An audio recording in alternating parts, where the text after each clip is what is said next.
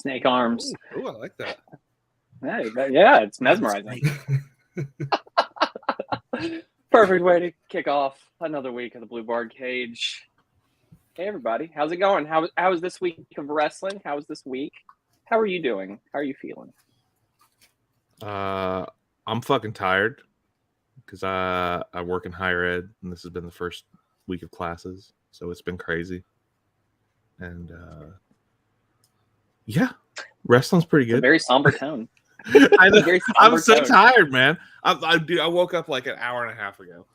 Like I'm recovering. I woke up maybe 40 minutes ago, probably. Yeah, but that you always do that. It's the week. I gotta pack it all in, you know. I've become like incapable of sleeping in. Like I've progressively been getting up earlier and earlier and earlier, and I think I got up about 6:30 this morning. Wow.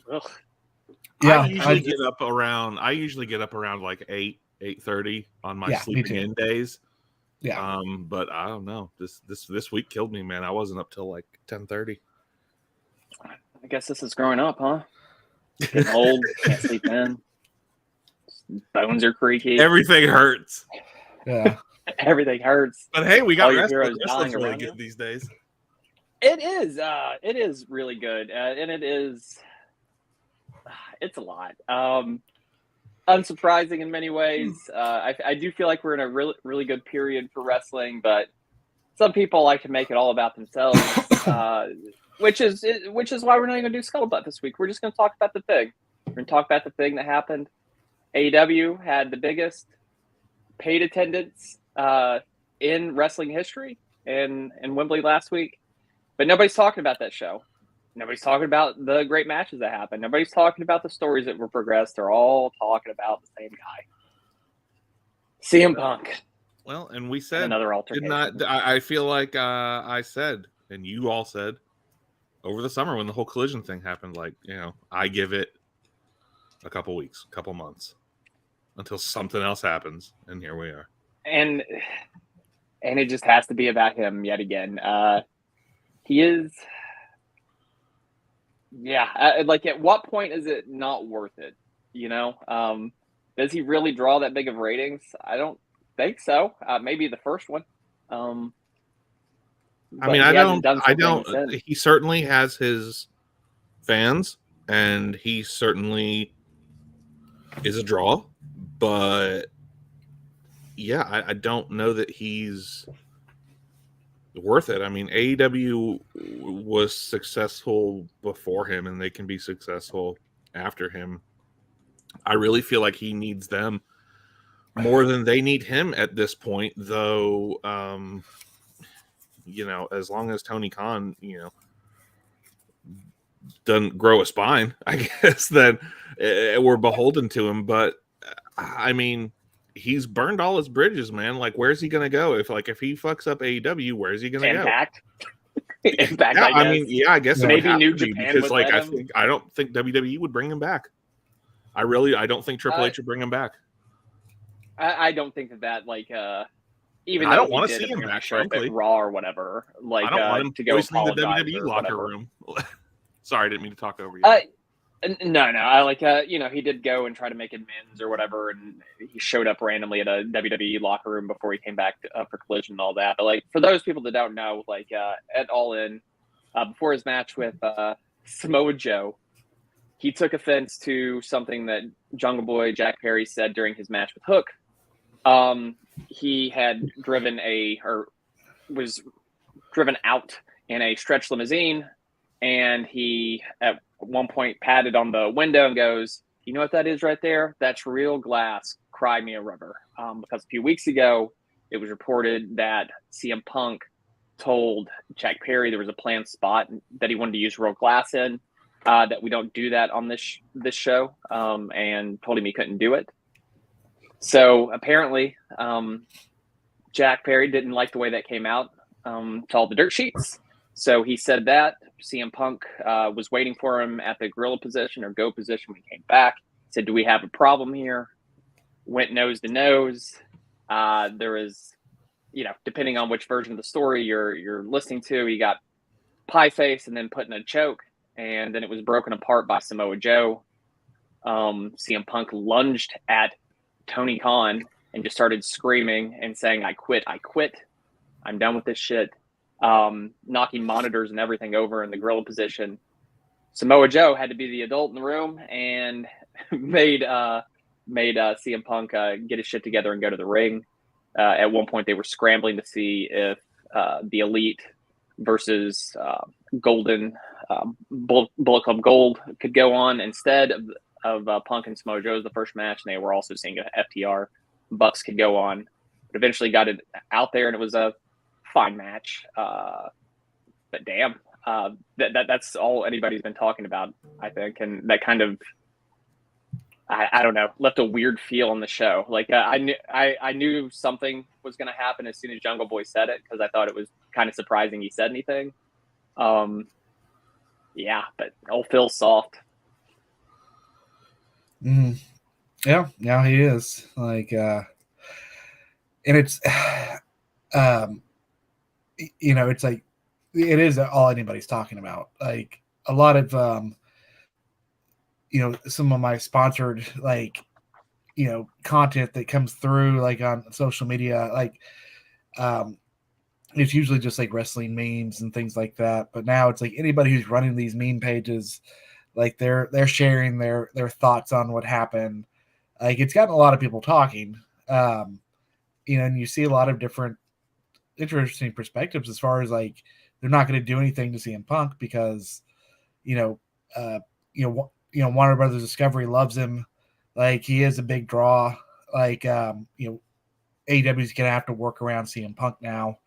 Like, well, it's really bad timing too. You mentioned, Warner Brothers Discovery loving him. I mean, they're going through TV rights negotiations. Mm-hmm. So I mean, it's not a good time for this shit to be going down.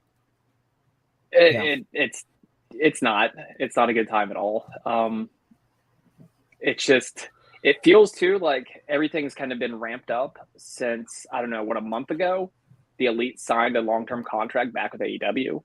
And since then, things have happened week after week too, right? Since then, you've had where he talks shit about Hangman after a Collision show, talking about his action figures being a peg warmer. He knows why he's called Hangman now. Really kind of I did complete sidebar. I did think it was funny the other day that I did find a clearance Adam Page figure at Target for like $9 that I bought. Which one did you buy? I don't know the series and all that. I don't know. It came with several beer cans. Several beer cans and cups. So cool.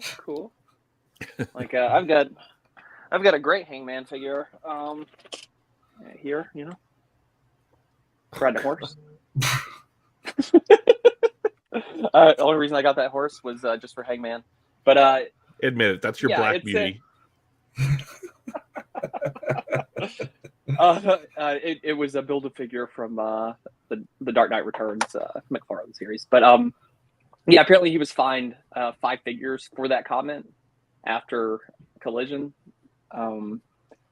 and supposedly called or texted Adam Page to apologize. Nobody responds to Phil apparently. Anytime he tries to contact the Bucks, a lawyer just circles back around and tells him not to do that.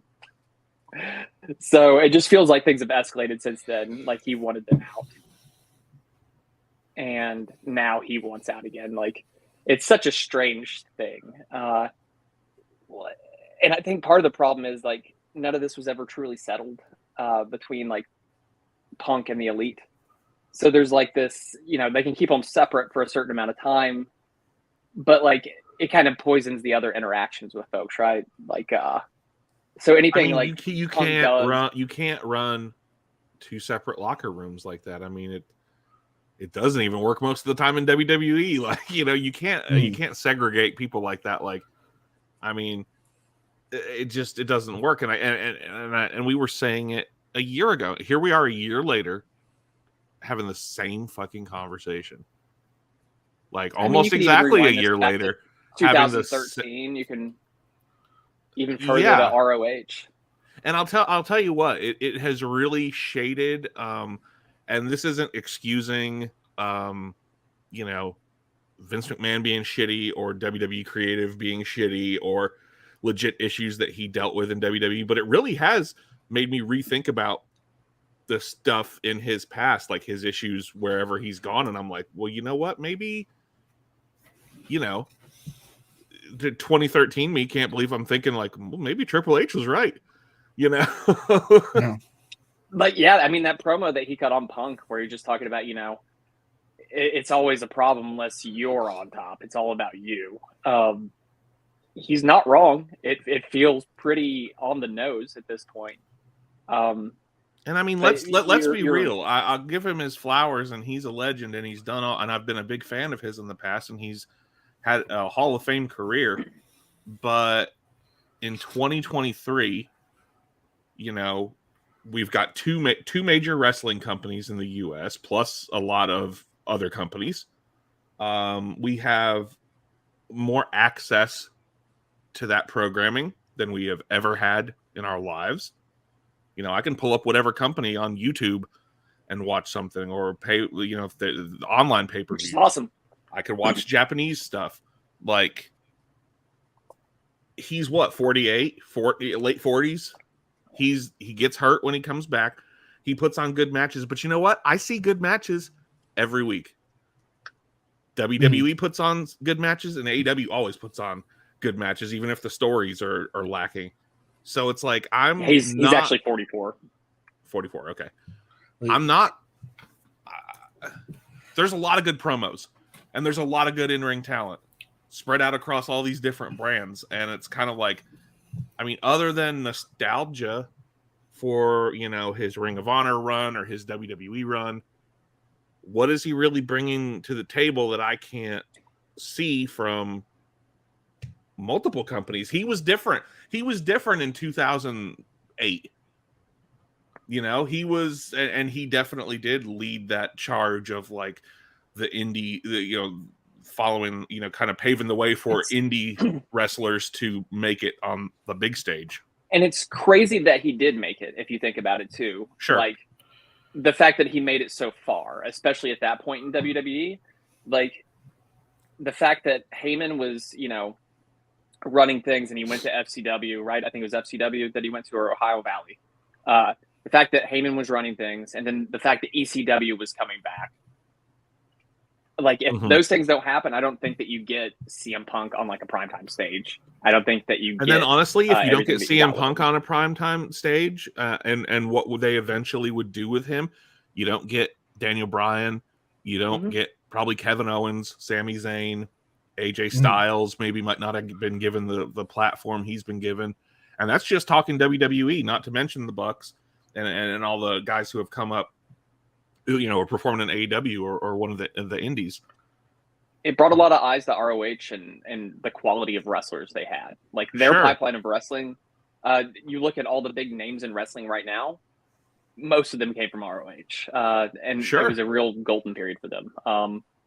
But I think Ring of Honor will have Ring of Honor will always have a place in the history of wrestling, because of, even if a lot of people weren't watching the product at the time, the impact that, no pun intended, impact that they had on, like, being almost, I don't want to say feeder system because it wasn't designed that way, but kind of to bigger and better things. You know, in a lot of ways, ECW did that in the 90s with guys who would then go to WWF and WCW, especially overseas. Sorry, David, what were you saying? You just made the point. Just point out, very similar to ECW. Sorry. No, it's fine. Like, that's exactly what it reminds me of, is ECW in the 90s. Yeah. So, I mean, you know, he did something good, and then he quit. You know what I mean? That's what have you done happened. For me lately? Exactly. and he didn't create AEW. He's not the reason the company created. It wasn't built around him. It's not all Punk wrestling. So it's a weird thing. Like, I feel like he's angry that it's not his. Well, you quit. You took your ball and you went home. And now, like, all these just like you did in WWE. Yeah. And it immediately screams, I quit. Like, what an idiot. So, but I think unless they're going to somehow actually, like, have resolution to any of these things, like, they're going to have to find some sort of resolution to the Punk Elite thing, because it poisons all these other interactions with folks, whether they're on Collision or not, right? So you have people on the roster like Jack Perry that are obviously friends with the Bucks and stuff like that. So there's always going to be this feeling of, is he acting like Jack Perry probably felt, is he acting this way because I'm friends with the Bucks? That's why he's telling me I can't use real glass. Granted, using real glass, not a good thing. You're going to get really hurt. Yeah, the ironic thing is that in that case, Punk's definitely right. For sure. But because they didn't clear up this thing, you've got that there. Plus, you have Punk over here that's on an island of himself, making this guy couldn't be more paranoid about anything in the world, and that's just going to make him more paranoid. So it's just stupid. The whole thing's stupid. It's a year in, and it's the same issues. And who could have predicted, except us, who three nobodies. Who get together on Saturdays and talk wrestling, and except we predicted it months ago. And 50% of his run since his return, more than 50%, has either been spent injured or suspended. Yeah. Now, if he's truly suspended for this week, I know Tony Khan said that he hopes to have a decision by tomorrow on if he'll actually appear on the show or not. And you know what? For all of Vince McMahon's faults, and we could talk for days about Vince McMahon's faults, you wouldn't see this shit happening. It does show the difference. Locker room. It really does. Like Vince McMahon's like leadership, like in his ability to deal with pro wrestlers. Like and maybe that just comes from experience. But like I was talking with a buddy of mine about this whole situation. It was like, if Vince McMahon were in charge, he would make them settle in the ring. Like, he'd probably bring him into the office, make him hash it out, and then be like, we're going to work this into TV now. So you guys fucking deal with it. And it makes for excellent television when that happens. Like, but this is just, pro wrestling at its like most just jolted. I don't know, for lack of a better term. Like, and do you think it's amplified because of social media and the dirt sheets and the awareness that we all have of it? Because, dude, I think of like the Attitude Era, WWF and WCW, like there was wilder shit going on then than there is now. We just didn't have social media. For sure. We didn't have, pictures of Brett holding like a clump of Shawn Michaels' hair after they got in a fight, we heard about Bill Goldberg and Jericho. All these things have happened in pro wrestling since it started. It's a bunch of muscly dudes like with big jacked egos. up on testosterone trying to do shit with gigantic egos. So it's not surprising. It's just and apparently there's video of this, right? There's video of this as well. Yeah, there's some sort of investigation going on. Tony Khan was there. There was a bunch of people there at the grill position. And there's video. Like, what is there to investigate? Yeah, it's kind of a double-edged sword with that. It's AEW is like the wrestling fans wrestling. Like it's like, anybody who's involved with, wrestling adjacent, like dirt sheets and things like that, they all love AEW because of that. It's like now it's like when it doesn't work out, like it, it's all they're going to talk about. Like, so, whatever good they've done gets overshadowed by stuff like this. I think AEW is honestly, if Tony Khan doesn't deal with this situation now, I don't know that he's ever going to be able to fully recover, or his image and his reputation as a leader is ever going to be able to fully recover. He has already fumbled this once after last year. And I can't see, like, people are not going to stick around in the locker room that they feel is toxic, that they feel like they can't speak, or they need to walk on eggshells, or there's a chance a fight's going to break out at any moment. Like, people aren't going to fucking come. People are going to go elsewhere. They're going to let their contracts expire. And for what? Yeah. And he's got some big contracts coming up soon. Sure. Yeah. Yeah. I mean, and you know, the biggest loser in all this is probably Ricky Starks, because Ricky Starks, it looked to be the next guy that was going to wrestle Punk here at All Out. And not to mention the fans in Chicago that have already bought tickets that are expecting to see CM Punk. Yeah, I think it's just, he's a problem that has to be dealt with. And it's going to get to a point where I'm just going, I feel like if we continue down this road, like if this shit continues to overshadow and this, like you said, we should be spending this first 30 minutes of the show talking about All In, and we're not talking about any of the matches. We're not talking about the card at all. We're talking about one person, and that's not a person I'm particularly interested in anymore. I don't think he brings enough to the table to warrant the trouble that he is. And you know, if this is going to be the direction, like if this is where they're committed, like I'm just you know, I could find myself tuning in less and less if this is the direction we're going. And that's just me personally. Yeah, and I think a lot of people feel that way. And it's going to get worse too if people leave. If people leave AEW because of this, and I could see that happening with a lot of folks. Ricky Starks being one of them, because he's about to get screwed over his big moment. You know what I mean? He had all this build up, and now he might just end up having a match with Ricky Steamboat. I guess there's some sort of confrontation scheduled between the two of them for Collision tonight. Yeah, the Dragon. Who he last had his last match was in 2022. I mean, he can still take bumps and do a couple spots and stuff but sure.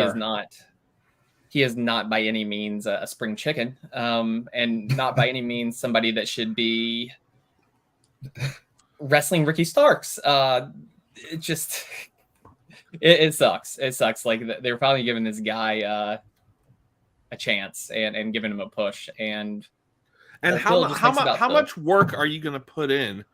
Think about, and probably more than any of us are aware of, who are not behind the scenes. Think about all of the creative plans for last year that we know of that got scuttled because of the Punk situation. Like the MJF thing should have been huge. We were finally going to have the rubber and match. Now we're already the Ricky Starks thing. Now we're seeing another disruption in creative plans.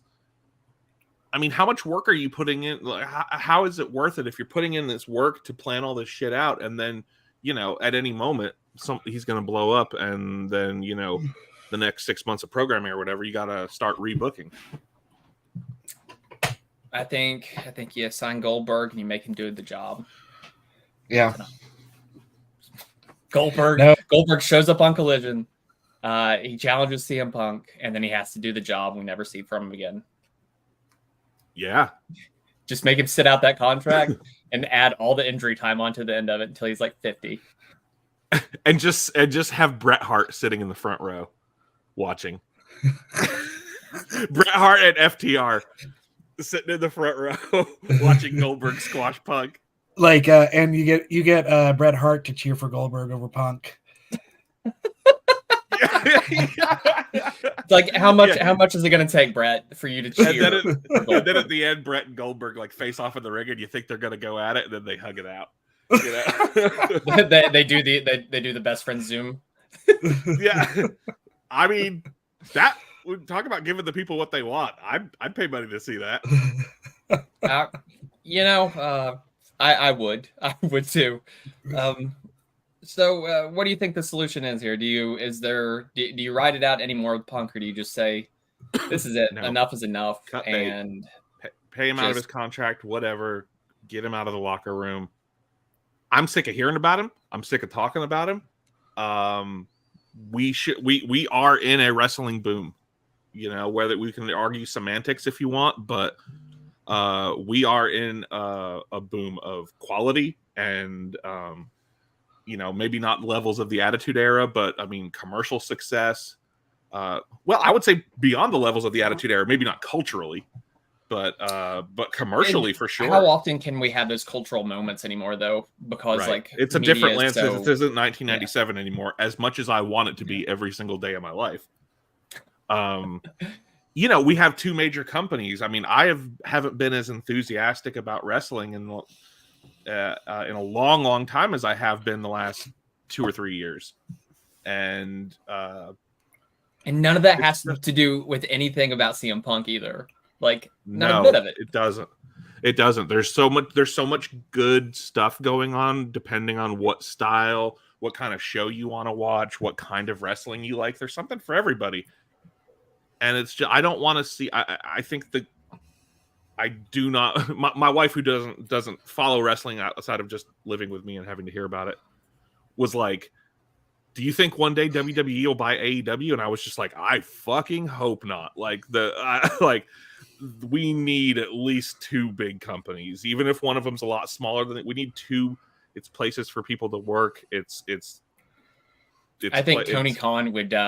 He would stick it on the shelf before. I was gonna say he would bury all the tapes in the desert or something before he let Vince McMahon have them.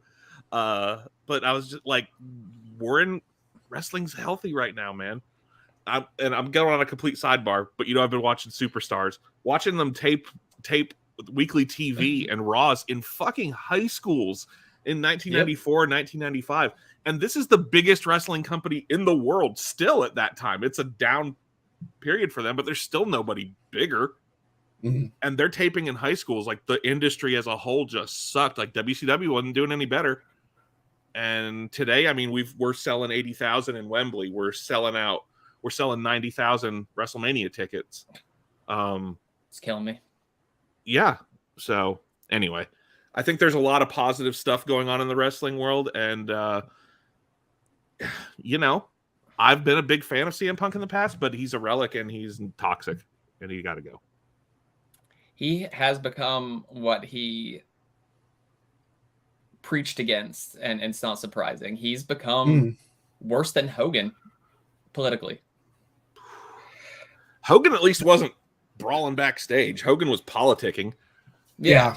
No, it's like Hogan let the show go on. Yeah. Hogan was just a self-important egomaniac. Yeah. But, Yeah. But also undeniable that an undeniably recognizable, probably still the most recognizable but yeah, at the same time, name of the modern era. Everyone knows who we're talking about. Much bigger name than CM Punk. Oh yeah. Even like the most popular wrestlers of today, outside of wrestling circles, no one knows who Roman Reigns is. Like, most people don't. No one knows who the Elite is. Like, they don't know these names. Not like they knew Hulk Hogan. Not like how most people still Cena know and The Rock are probably Cena and The Rock are the last ones. Yeah. And Batista, I think, but I think a lot of people don't even know Batista wrestled. To be honest, they just. Honestly, same for The Rock anymore. I mean, younger people, they like, it's kind of a funny footnote that The Rock was a wrestler before he was an actor. When in my head, of course, The Rock's The Rock. I was watching Rocky Maivia. I was watching the People's Champion and all that, but for younger people, I mean, that's just kind of a funny footnote that, like, the biggest actor. One of the biggest actors in the world used to be a wrestler way back when, before I was born. Mm. Oh, well, I guess we'll find out tonight. We'll see what happens on Collision, which is running against the WWE pay-per-view. I'm banned, I think, from Collision now after this podcast, so I don't even know if I'm going to be able to watch it.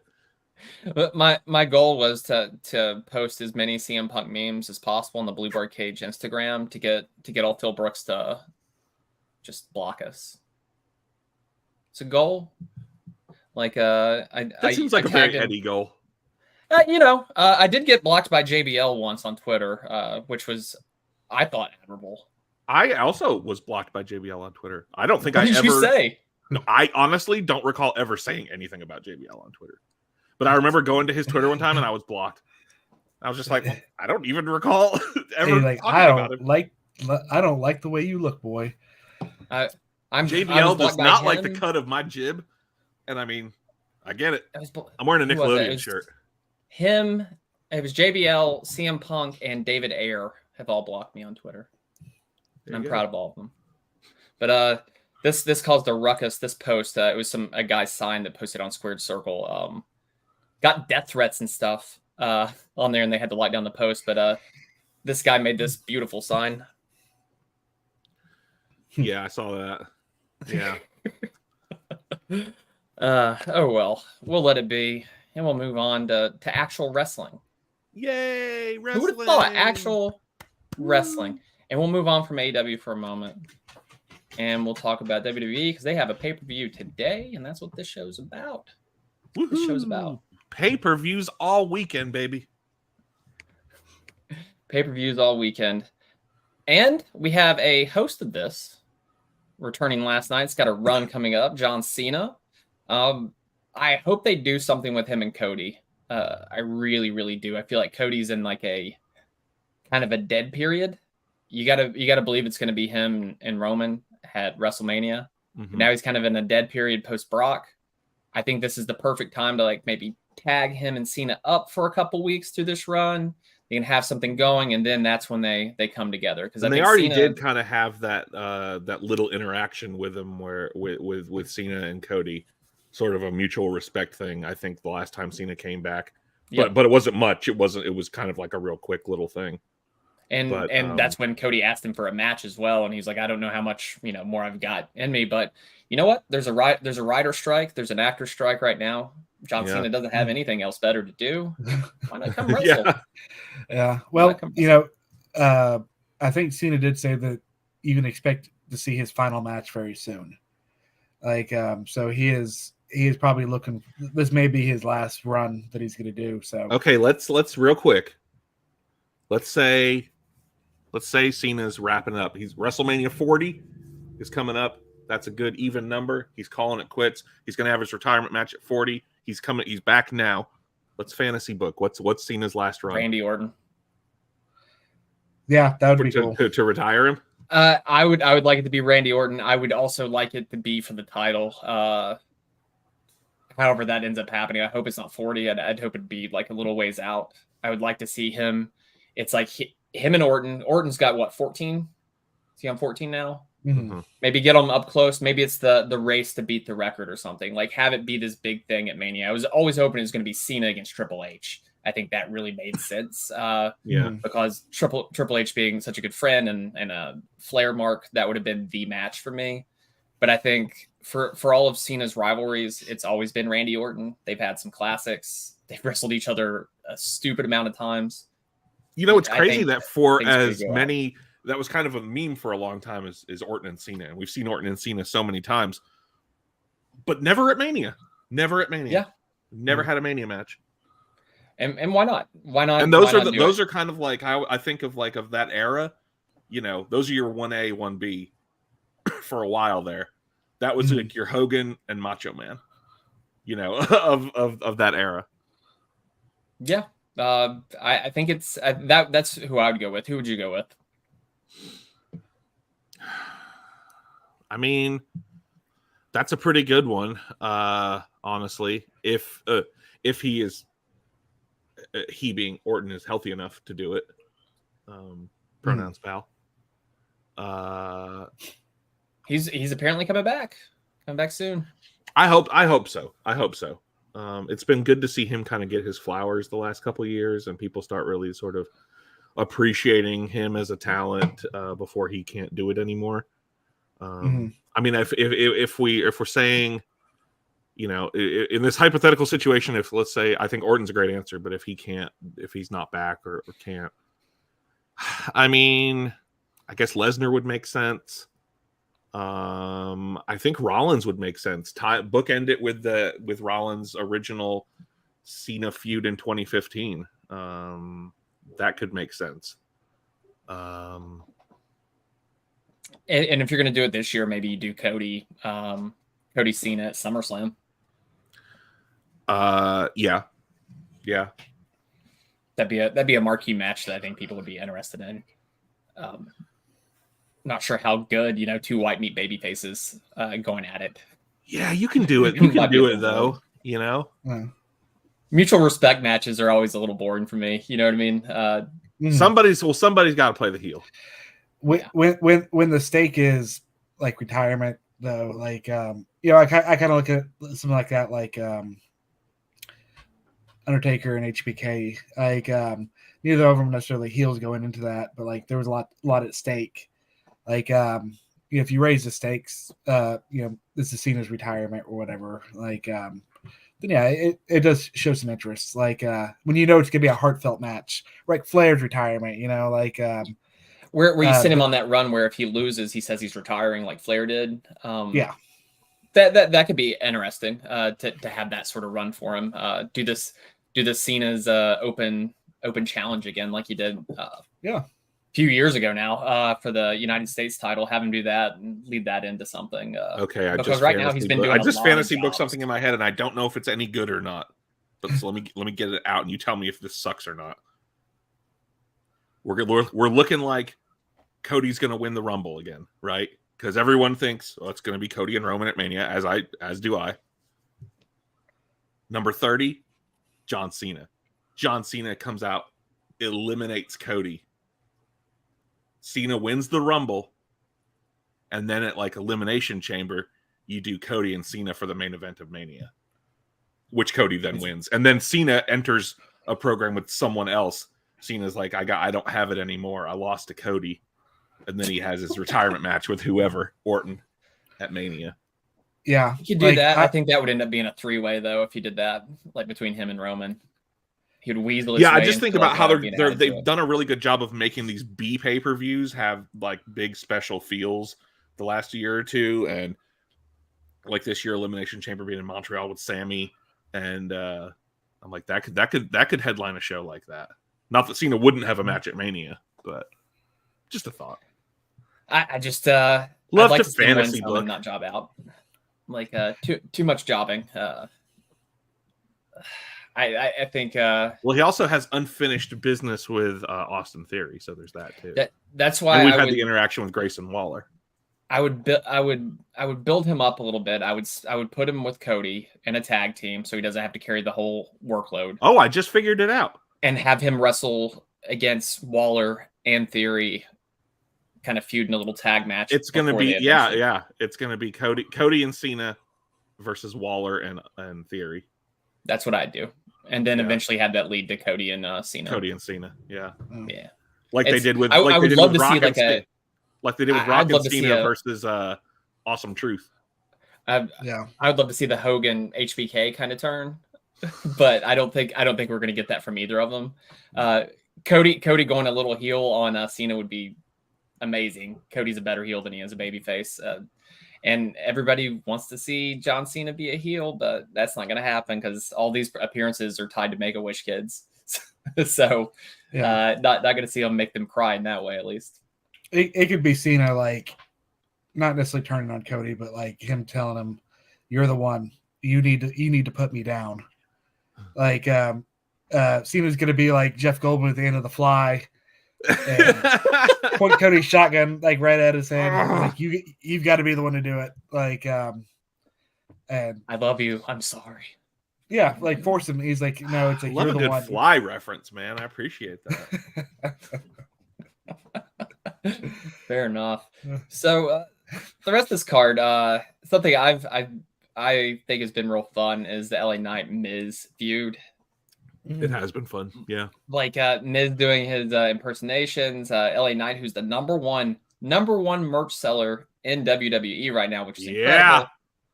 And that gimmick that he's been doing for years, and it finally caught on. Man, I was watching him in NXT, and granted, before his NXT run, I wasn't super familiar with him.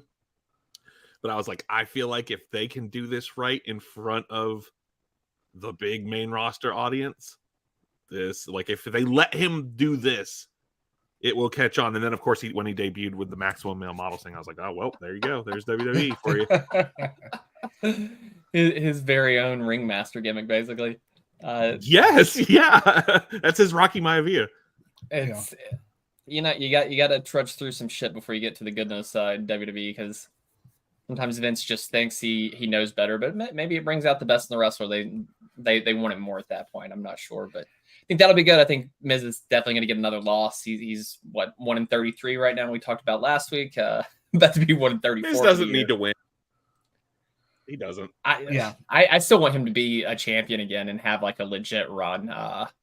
That's not just derided by people and shit on when it's happening. I'll tell you, I have really, really enjoyed the Rollins Nakamura build. I think the sit down vignettes with Nakamura have been awesome. The video package they showed on SmackDown last night was awesome. That's the way to present Nakamura and have him come across with an American audience really well. AEW has been doing some of the same thing with like Andrade and Rush lately, where they just they can speak in their native tongues, but you present it in a different way. You produce it up a bit, and it doesn't have to be standing out in talking to the crowd in a language that's not your first language. It's amazing how it's like, oh, there's charismatic Nakamura. Like that's why we like him. Yeah, when he's really let that personality come out. Yeah, you finally get to see him, and I love the kind of almost anime villain, like 80s anime villain that he's doing with talking about his back, and just the way they filmed it is kind of very 80s anime. Oh, he is very anime villain, as is Rhea Ripley these days. Oh yeah. There's a lot of like anime wrestlers, I feel like, at this point. Like Kenny Omega is a video game 80s video game anime villain. But yeah, that should be a great match. If you're looking at the card wrestling wise, that's got to be match tonight. Got to be. Yeah, probably. Yeah, wrestling wise, that tag match will probably be good. But yeah, that's wrestling wise, Nakamura and Rollins is what I'm really looking forward to. I think they're gonna pin Finn in that tag match. You're gonna have like the Judgment Day continue to kind of break down a little bit between him and Damian Priest, who I couldn't be less interested in. I like Priest. Like I didn't like him even when he was Punishment Martinez in ROH. Yeah. But I don't know that he's the guy. I don't know that I would put anything on him as Money in the Bank. I don't see him being the guy, a champion or anything like that with the big title. But maybe you'll prove me wrong. Maybe they'll do something interesting there, because Judgment Day is certainly over. It's done what it's supposed to do. It's helped to really establish him and Rhea Ripley, and of course everybody's favorite, Eddie Guerrero's son, Dirty Dom. Your what North American champion or whatever he is now, which is so funny. I love it. But plus him and Rhea have been down there putting on bangers in NXT, which is cool to see, because Dom didn't really do that. No, he went straight to the main.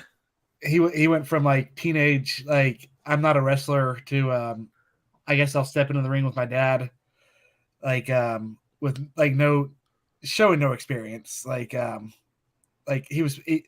when he first wrestled in WWE, he wasn't a wrestler, wasn't a wrestler, air quotes, like he was just like Rey Mysterio's son, but like he didn't really have that, didn't really get to pay his dues in NXT, so like it's nice that he's doing that, but he's already got that. He's already got a lot going for him, so it's only going to help him. Yeah, I want like a Dirty Dom on like a pole match or something where they fight for custody of him again in some way. I don't know how they can work it, but bring back Vicky. You'd have custody papers and maybe have him in a shark cage above the ring. Make sure you can't squeeze between the bars though. Well, yeah, he is very skinny, so they'll do Rey Mysterio and Rhea Ripley for custody of Dom. Oh yes. I couldn't want anything more. And we'll get an Eddie Guerrero hologram, like and then you'd have like Judgment Day and LWO shenanigans going on the outside, you know. Yeah, it better be presented like HBK when he tag teamed with God, but it's just Eddie Guerrero as a hologram, the top of the Titantron there. Ooh, what if Rhea climbing the pole to get the custody papers, and then the hologram of Eddie appears like a ghost and scares her, and she falls back down to the ring, allowing Ray to win.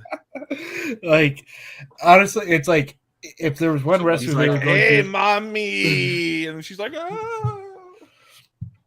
They wanted to do a deep fake Eddie Guerrero. Like, he'd be the one guy I think I'd be okay with them doing that. Like, appears in vignettes and give him a little halo like over his head. Like, I think God needed a wrestler. Yeah. Good God. And they better get a hologram lowrider too at one point. Yeah, to be riding in style. God, it'd be like going to a Gorillaz concert. Either. Better be floating. Heavenly lowrider. It'd be like going to a Gorillaz concert. A match that's not been interesting, or should have been, but it's just been drug out is again the Becky Lynch and Trish Stratus thing. Trish almost killed somebody this week with a chair. That's happened a lot lately. Xavier it happened Woods twice in the same episode with different people. Just bad news. And she just wasn't looking, just chucking chairs to the ring. You gotta look, man. You gotta look. Right in the face. I am sure this match will be fun, and I like both of them a lot. I'm ready for this feud to be over. I think they all are. I think they both are at this point. Like, yeah, it should have been over a while ago.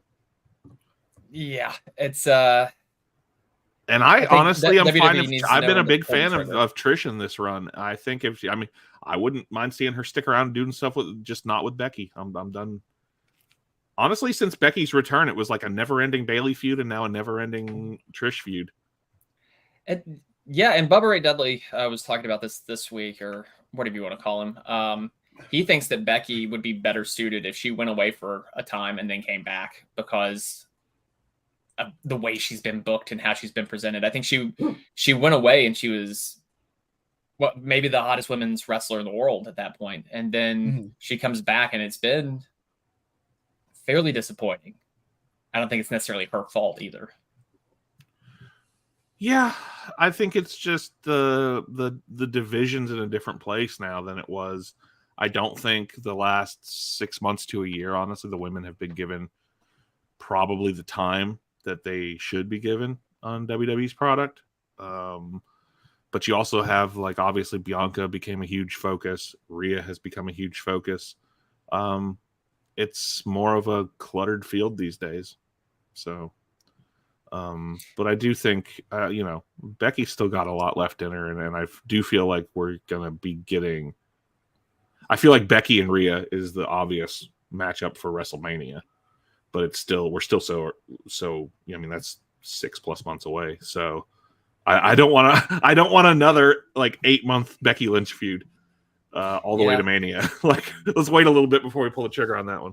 Maybe she'll get bloodied here and revert back to the man gimmick, which I think she shouldn't have left. I think she probably should have stuck with that a little bit longer. I still argue that Big Time Bex is an underrated gimmick that's going to be looked at more fondly once you get a little distance from it. But the man gimmick that's the one. That's the one. Yeah, it's like Stone Cold deciding to change his gimmick in 1999. And just going, nah, you know what? I'm gonna be something else. Instead, they just hit his ass with a car. Yeah, they just ran his ass down.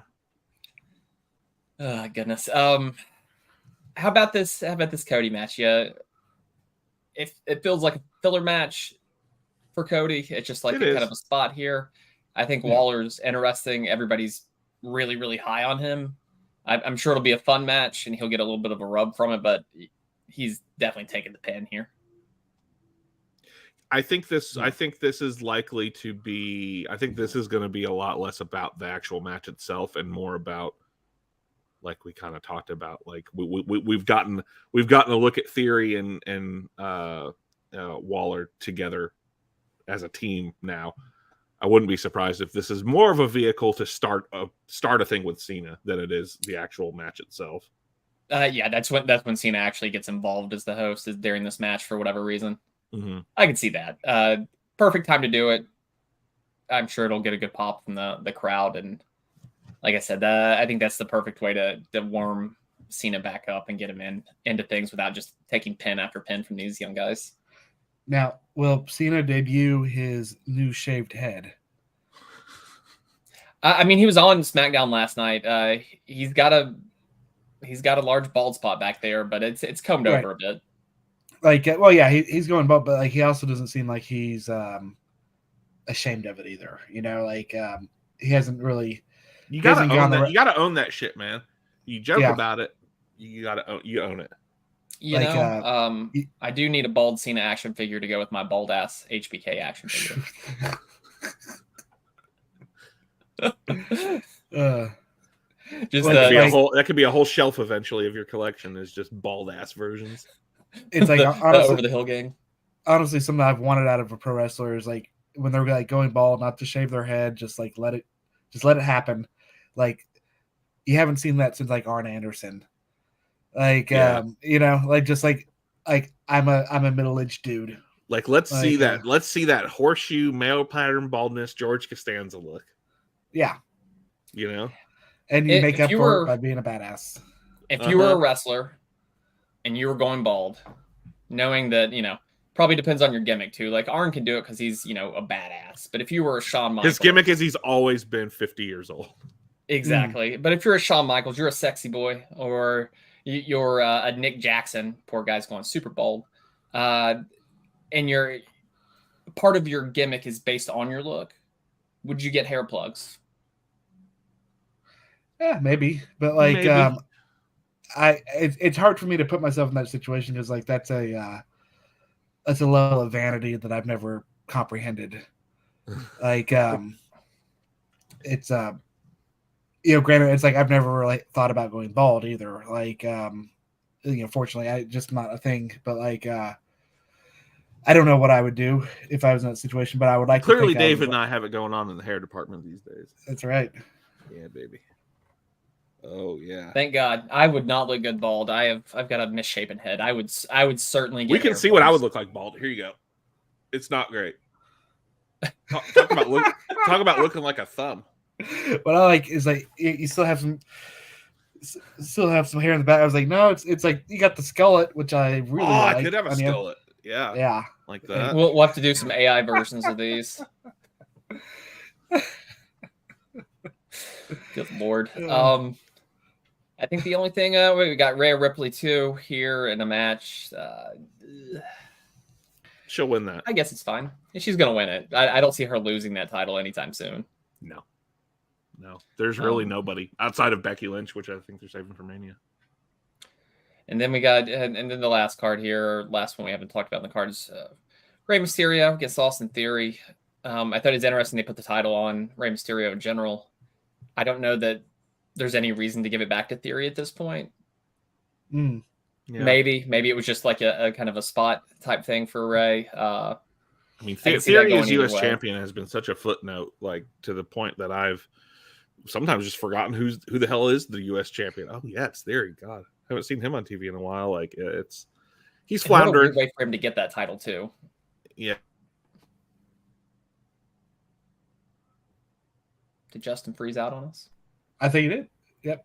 Well, you all freezed out on me. Oh boy. I just like your pause faces when you freeze. It's always good. Eddie, yours was this. For me. I did I guess maybe there was a fart in there. But that looks like okay. I'll be right back, Eddie. Pay-per-view. No worries. It's like an okay pay-per-view for the most part. Nothing that I'm overly excited about. but good filler show. Yeah. Are you gonna watch this today, or are you gonna save it for later? Are you gonna skim through it? Is this gonna pull you in at all, David? I mean, I'll probably put it on if I'm available at the time. If you're not playing whatever video game. Yeah, if I'm I can probably switch and watch pay-per-view at the same time. Like, that's not a problem. I just don't know what I'm doing this evening necessarily. But if I'm not doing anything, then yeah, I'll definitely watch it. Fair enough. I'll probably watch Collision. I'll probably flip it over there and at least catch the Cody match and a few of the others. I'll probably watch Miz and LA Knight as well. And yeah, we'll skim through it. We'll see what happens. Not overly excited about it, but that's typically WWE these days. All right. We'll go over to the other pay-per-view that's happening this weekend, because we needed another pay-per-view after last week. Yeah. The first time this has been done like a week later since, I think, Tuesday in Texas, that Vince McMahon did back in 91. Didn't do well. I think they also sold that pay-per-view for about half price to try to get interest in it. Still didn't go well. To me, I kind of felt like this was more like New Japan doing the New Year's Dash after Wrestle Kingdom or something like that, but probably not the best. You build all these things, and then if one thing kind of goes wrong, then everything falls apart, and that's kind of what's happened here. You're going back to Chicago again, and you're banking on CM Punk being a draw there, and it might not even be on the card, might be suspended. Yeah, I think this is strictly to test the tolerance of wrestling of their fans, to see if they are willing to pay for a pay-per-view for 2 consecutive weekends. And if it doesn't sell well, then they won't do it again. They don't have the advantage that, my first thought is this should have just been day one of All In, and make All In 2 days, but they don't have that. They don't really have that option with it being pay-per-view. So we'll see. Apparently Tony tried to do a package deal, but he couldn't. Apparently getting all the satellite providers and cable providers and everybody on the same page is nearly impossible.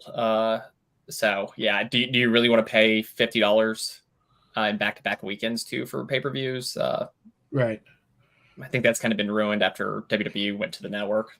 Yeah, if anything, it highlights the fact that you can watch Payback on Peacock, and chances are if you're somebody who's willing to pay for an AEW pay-per-view, you probably have Peacock already.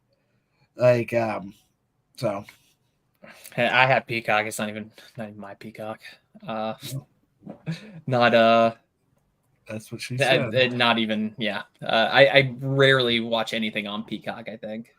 I same. I'll every once in a while flip through there, and there's oh, there's something but it's a lot of network TV stuff that I'm really not interested in. Yeah, I've watched a couple of the the documentaries. What's her face? Casey Anthony. I think I watched that one. That was something. And then I watched the Teddy Hart doc that they did, if you know who Teddy Hart is.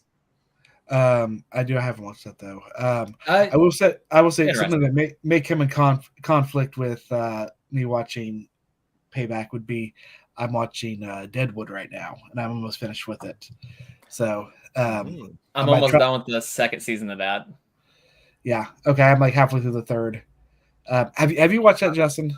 No, I never have. Though I've wanted to for years. I've heard it's fantastic. One reason I would encourage you to watch it is the guy who plays the Doc in the show is I can never say his name. Brad Dourif, Chucky. Oh, Chucky, yeah, yeah, and I love it. I love it. He tries so hard not to sound like Chucky. We're really off topic now, but you ever seen him in Exorcist 3? He's so good. No. Exorcist 3 is fucking awesome if you've never seen it. I've never seen it. Don't bother with 2. You can totally skip 2. But watch 2's not very good. No. George C. Scott in the third one. Okay. I'll look at that because obviously I liked the first one, and then I liked the one that they did early 2000s, like Dominion. I think it maybe was called. Yeah. I thought it was pretty. I thought that was pretty good. But I never saw like The Heretic or I don't. I forget if that was a subtitle or 2 or 3, but like I never saw the other ones. 2 is worth watching because it is truly one of the worst movies of all time. All right. Worst major studio movies of all time. Okay. All right. So it's worth watching for that spectacle. But if you're wanting like actual good movies, just go straight from 1 to 3. Okay. You need to watch Death Spa, David. I watched that recently. That's one for you. Oh Death Spa. Eddie and I were talking about Death Spa. I like to double feature that with Killer Workout, aka Aerobicide. I think this is on great 80s gym health club horror. Okay. There's a lot of good like that genre, like it's its own genre of like horrible horror movies from like the 80s, like I have like a whole wall in my house dedicated to those movies. Yeah, basically. like there's good, like they got like the satire right. And it's like they don't take themselves too serious. It's like we're gonna check all of our boxes as far as amount of gore, amount of tits. I appreciate a movie that knows what it is. Yeah, exactly. Yeah, it's not trying to be something it's not. Yeah. Well, we will be doing in October, and I think Justin's going to lead the way on this. Obviously, horror and wrestling crossovers throughout the years. Yes, which is going to be a cool October show, along with the return of the campfire episode. So that should be fun. Our face is in the middle of it. I got to find how to get like a campfire here in the middle, so we can all talk around it. Yeah, it's gonna be great. Live stream a fire. I think we should all turn all the lights out and hold the flashlight under our chin. Oh, that's exactly what's gonna happen. Yeah. Okay, cool. We'll have spooky noises in the background. It's gonna be great. I'm ready. Maybe we'll have the return of Triple H burying people. But over to All Out. This match is on the card here. It was decided last night who was going to be in the tag match of Better Than You, Baby. And it's going to be the Dark Order, Reynolds, and the Meat Man himself, Silver. I think they win this. I don't know what the point was for them to even put the titles on them at all, the ROH tag titles. Oh, gosh. Yeah. I look at this card and I'm sure it's going to be good. I can't help but question the scheduling here, and I paid $50 to buy All In, and I'm not gonna pay $50 for this, which kind of seems like maybe one of the special branded episodes of Dynamite, like one of the. Yeah, that's what David and I were talking about a second ago. Is like this is the first time I think since '91 that a major company, has followed up like less than a week later with a show. Last time was I think in '91 for Tuesday in Texas, and that didn't go well. That didn't go well at all, and I think they offered that pay-per-view for half price or something like that. Yeah, and it still didn't go well. Vince didn't do it again. I think we did a Taboo Tuesday, but that wasn't following another major pay-per-view and like having an angle come out of that. Well, we did have some stuff clearly on this show that came out of All In angle-wise. They did have basically a 1 week build for this, and they're also doing so in a handicap way because of the whole Punk situation. Yeah, I think this has to be the weakest AEW pay-per-view card they've done so far. Would you say so? Easily the weakest one. Possibly going to be their lowest buy rate, I would imagine, for a pay-per-view. Like, I love Shane Taylor. I think he's a tremendous wrestler. Like his ROH stuff is great, but does anybody know who Shane Taylor is? I honestly thought that was almost.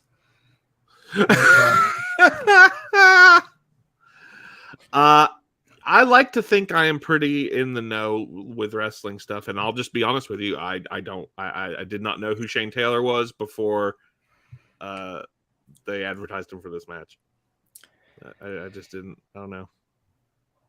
He was at the end of ROH last year. It was Shane Taylor Promotions, I think is what they were calling it. It was him and Khan and the other dude that's now with Nana, Prince Nana, and Swerve.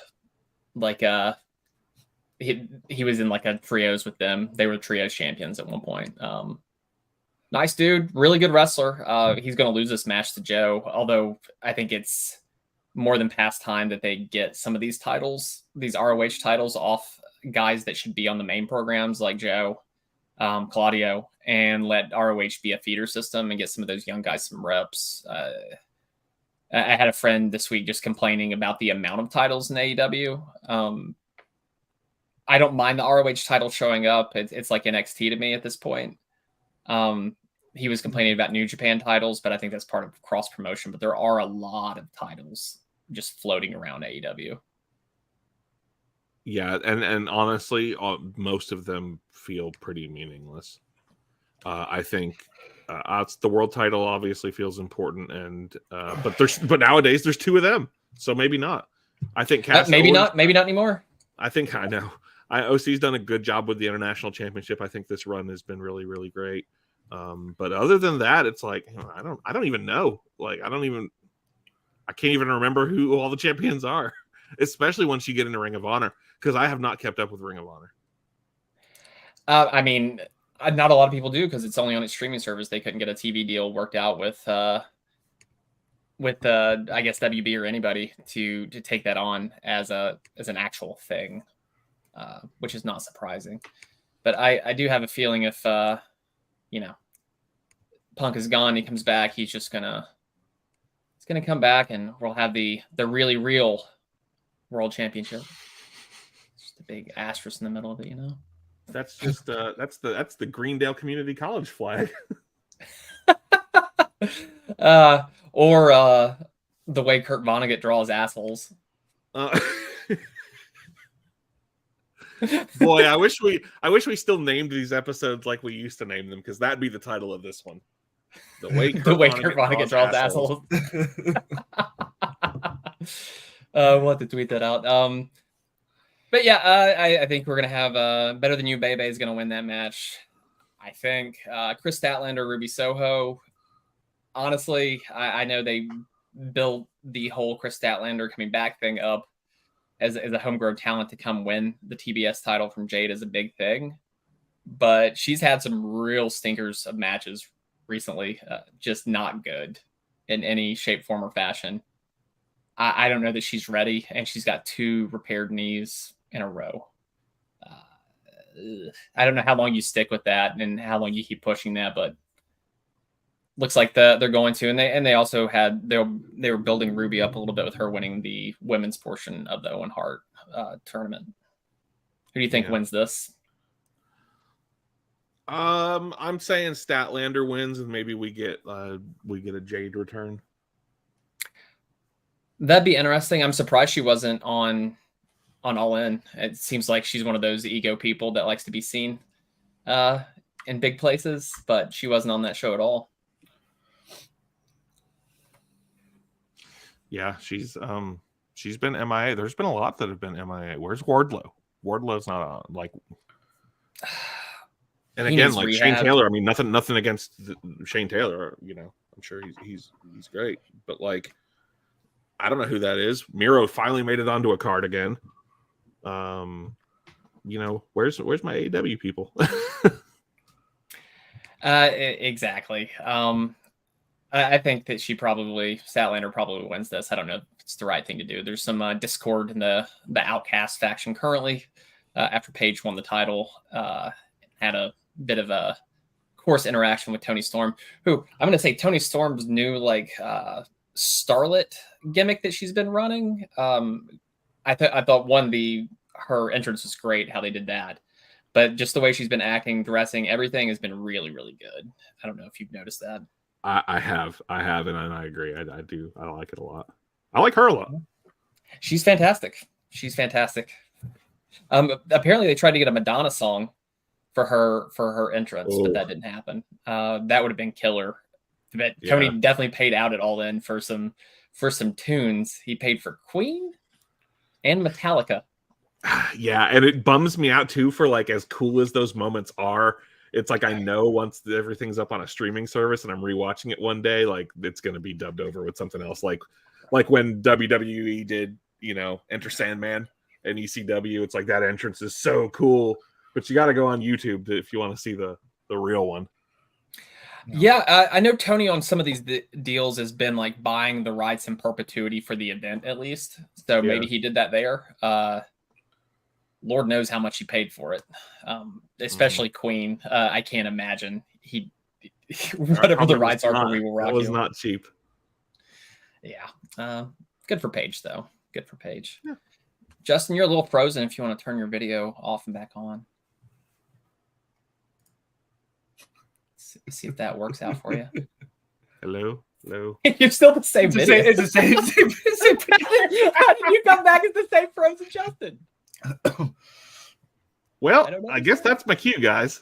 We got old Mitch McConnell Justin here.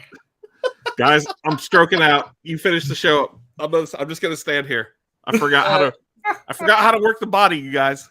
We will just keep you here as Mitch McConnell. Guys, I'm running again in 2026. Goodness. Not enough turtley for you. Jesus. And then we've got over here next match. Oh, there you're moving a little bit. It's like, oh, he might be alive. I don't know what's going on. I got nothing. I don't know. I mean, it looks fine to me. Like I can see you all, and you're moving, and I'm moving. I don't know, man. I'm called a gremlin in the system. Am I still frozen? You're frozen, but a different face this time. You look happier this time.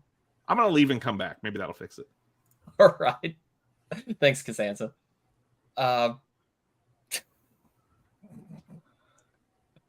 Yeah, Mitch McConnell stroking out again. That's pretty interesting. That needs to be a gimmick somebody pulls just mid promo. They stroke out, just kind of like stare off. Freeze, like that could actually be funny. Like if you're being interviewed and you get asked like a difficult question, just freeze and then have your manager like escort you away, like avoid ever answering the question.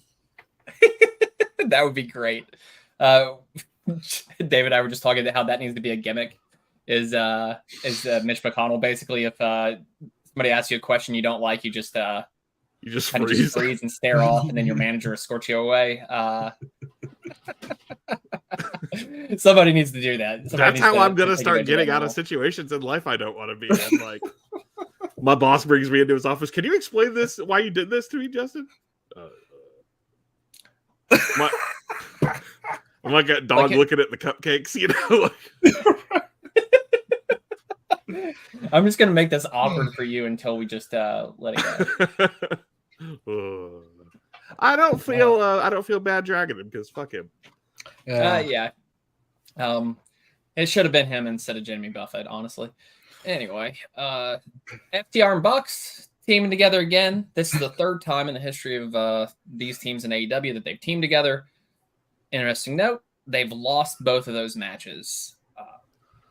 Bullet Club Gold seems to be really hot, and I feel like they're really, really over. I've enjoyed most of the stuff they've done out of anybody on Collision. I think they've done the best.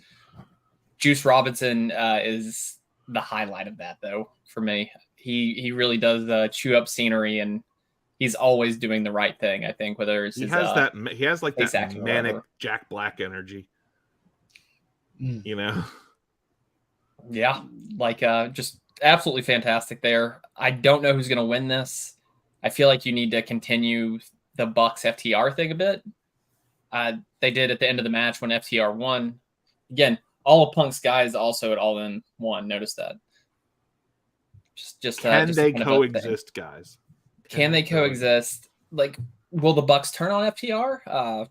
They were never necessarily kicked out of Bullet Club. They just left Bullet Club and became the Elite. Did tag as Bullet Club last year for Forbidden Door as well. So I could see something happening there maybe. Although I guess Bullet Club Gold are heels and the Bucks aren't necessarily heels right now. Yeah, I don't know. Bullet Club Gold seems like something on the rise. Something that they don't need to be losing this match right now, probably. So nope. I think you got to have some sort of breakdown between FTR and the Bucks, and that's basically what causes it. And that books itself. I mean, easy peasy. I think that's about as hot as the crowd was outside of Adam Cole and MJF too, was for the Bucks FTR. And it was a great match. It was kind of like a compilation video of their previous matches with some of the same spots in many ways. And then they just kept hitting the finisher button at the end, which was just popping the hell out of the crowd. But I think there's more meat on the bone there. I don't think you necessarily know. And those guys can have a good match any day of the week. But yeah, I think there's got to be some sort of angle come out of that. Yeah, for sure. Powerhouse Hobbs and Miro. I don't think either of these guys should be losing right now. Maybe QT Marshall causes something with Powerhouse Hobbs, but can we do something with Miro already? This guy is fantastic. These weird him arguing with God promos he does are fantastic. Talking about his beautiful, flexible wife, and they've just continuously dropped the ball with Miro. He's like I don't get it with him, because it's like he is really good and he's got a lot of range. He just gets stuck like in a spot no matter where he is. So it does seem like, it seemed like when he left WWE to show up in AEW, it felt like, okay, this is one of those guys who hasn't gotten their due in WWE, and now they're at this other place, and now we're going to get to see what they can really do. And we've seen glimpses of it, but yeah, they've dropped the ball with him. I mean, they really have. Maybe it's him. Maybe he's hard to work with. I don't know. But it's happened twice now, at least. Well, in two different companies, certainly. And that awful gimmick they put him in, they started him in AEW with Kip Saban, where they were bad. He was the best man or something at his wedding, and they were fighting over a video game cabinet or something stupid. That was bad, yeah. Awful. And he had that bleached hair, and he was wearing just the weirdest clothing ever. I don't get it. I don't get it there at all. I think he should be in contention for a world title or something. He's got all the things that you would want in a wrestler that make them interesting on television, and they've not done it. I think Powerhouse Hobbs should be really interesting, but they stick him with a schlub in QT Marshall, who there's nothing interesting about QT Marshall. Nothing. Not a single thing. And that whole QTV gimmick, the TMZ type gimmick, is stupid. When they broke up him and Starks, it felt like both of those guys were on to bigger and better things. And I feel like the breakup was not done that well. It was at all. And both guys have been at best start and stop since then. Again, it's just like, what you can build somebody other than MJF and Adam Cole. You know what I mean? I think that's why I get. It's not that I don't like seeing, the guys from Japan or Ring of Honor guys sometimes, but I'm just like, you have talent that I would like to see on TV that never seems to be doing anything important. And I mean, the fact like, this doesn't feel like a big important match. I'm looking forward to it because I like those guys, but it also feels like, I mean, that could be on Collision tonight. Might as well be. It's the same. It's that caliber of match because that's where those guys are. I don't think they should have ever broken up Hobbs and Starks. I think those guys could have helped each other out more than hurt each other. The match with them made no sense. They broke up and it went nowhere. It did nothing for any of them. Even their blow off match was nothing. It just didn't go anywhere. It makes no sense. Maybe this is the start of something new, and we can get something with Miro here. Also, something we didn't mention at the top of the show. Miro reportedly had some sort of confrontation with CM Punk too after the whole thing. Some people were saying it was a joking confrontation. Some people were saying that it wasn't.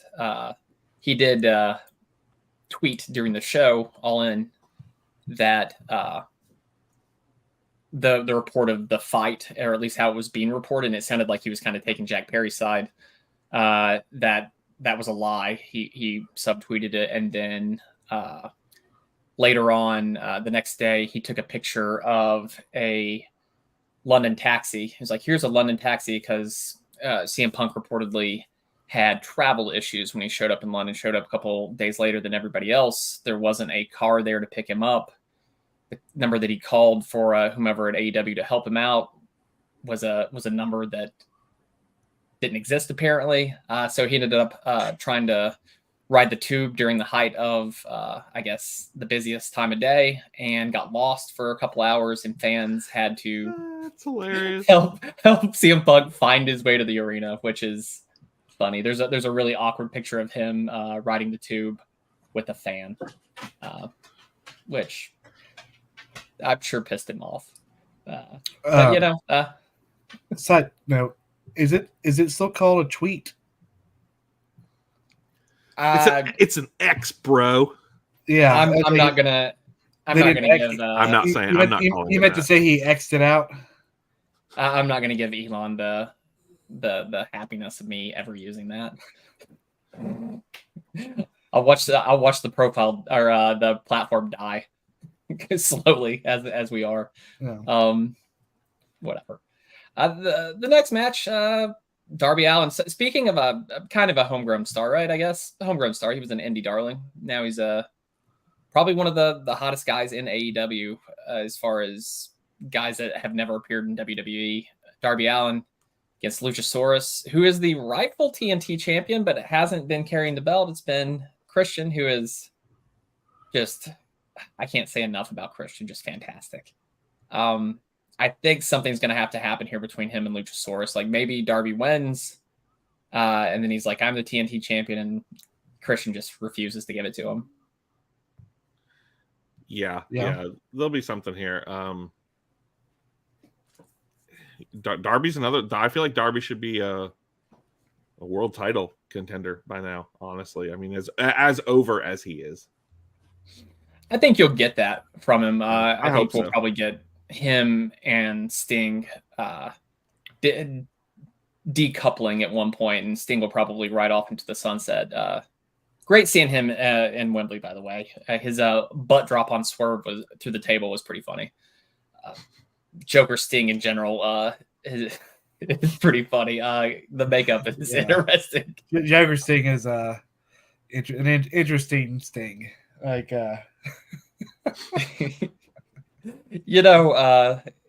good for Sting. I'm glad he's there. I'm glad he's doing his thing. But I think we've got to get to that at one point. When they pulled the trigger, I'm not sure. Maybe it's next year at All In, because they did announce All In again, 2024 at Wembley. See if they can break the record if WWE doesn't do it already with WrestleMania this year. Who do you think? What do you think happens here though with Darby and Luchasaurus? Other than probably something along the lines of what you said. Honestly, yeah, progress the story forward somehow. Yeah, and then I think one of the more obvious matches that I think we were going to get out of All In into All Out. Maybe this one should have happened. I think it probably would have been better for Kenny to have a singles match at All In. There's too many like multi-man matches, especially at the front end of that card. So Kenny Omega against Takeshita with Don Callis. I really liked what they did on Dynamite with Don Callis going over Kenny's X-rays, although they kayfabe brother forgot to cover up Kenny's shoot name on the X-rays on TV. So it just said Tyson Smith on the screen, but going over the different injuries he's had and just being like, yeah, we need a blue whatever powerbomb on this side of his body because of this, and yada yada yada. I kind of like that kind of breakdown of inside knowledge that Don had, especially since Kenny couldn't show up to the show because of traveling difficulties in Florida this week with the hurricane. But I think this will be a great match. I think it's the first time they've wrestled each other since 2015 in DDT. Takesha's been in the business since he was like a kid. Yeah, it'll be a good match, no doubt about it. Yeah, it's one of the few with a story behind it. Yeah, that's true. But I think he probably got. I think Kenny maybe wins, especially after taking the pin, a very quick roll-up pin to end the match at All In. But yeah, I don't know how. Is the Kenny Omega Don Cal? I mean, where are we going with it? What sort of end game is this? End game is Don's pulling together his family. Maybe we have a debut of somebody joining him in general, and the Don Callis family that he's pulling together. Yeah. Because we haven't seen anybody really join that group. It's been Justin's like, I don't care. I haven't seen anybody join that group. They've just had allegiances for like a pay-per-view with the BCC and Bullet Club Gold. Yeah, maybe he'll bring in Kurgan. Or just the oddities in general. Yeah. I mean, nothing but the oddities. All oddity wrestling. But the match that really sold the pay-per-view for me out of anything was Orange Cassidy versus Jon Moxley. I felt like this was going to be a match that we got. But Orange Cassidy cut one hell of a promo, I felt like, at the end of Dynamite on Wednesday. That you don't really get to see him talk a lot. But when he did, I thought he knocked it out of the park. And the stare down between him and Moxley had something to it. I thought it was really good. Yeah, no, I was a fan of that, and I'm a fan of Cassidy and this title reign of his. I think this will. Moxley's not my favorite, but I think this will be good. Were you tooting? All right. Somebody's coughing up a hairball at my feet. I think that tells us where we're at right there. Yeah. Do you think Orange Cassidy's going to win this, or do you think Moxley's going to be the new international champion? I could see Mox taking it off him at this point. BCC's taken two L's in a row against the Best Friends and everything at All In, and the Elite previously at Blood and Guts. Yeah. Because, I mean, the story is basically that OC is broken down from defending the title every single week. So, yeah, I could see him losing it. I did like the spot with the reverse tape on his fist, smashed glass in a bucket at All In. That was pretty cool.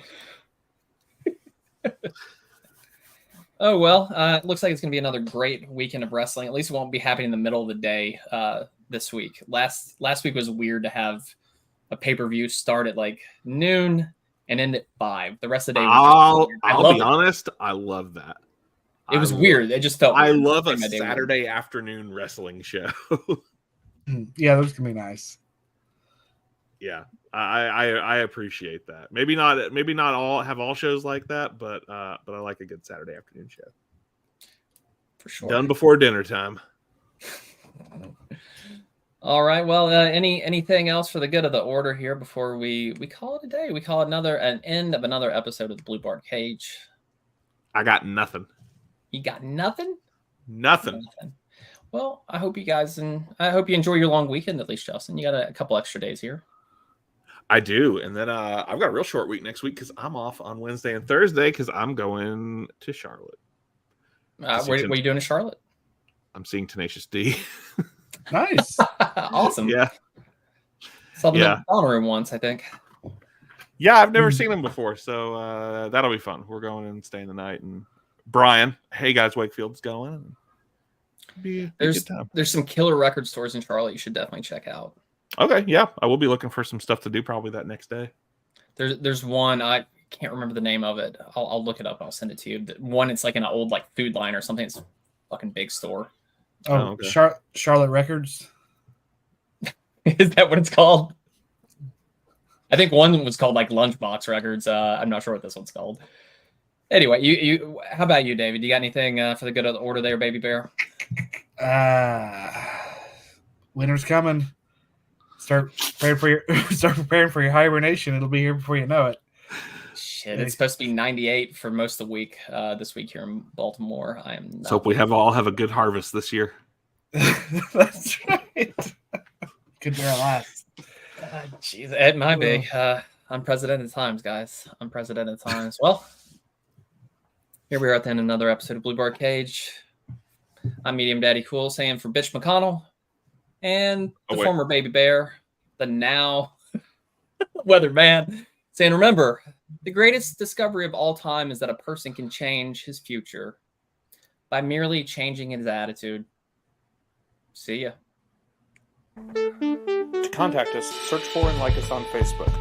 Follow us on Twitter and Instagram at BlueBardCage, or send us an email at bluebardcage@gmail.com.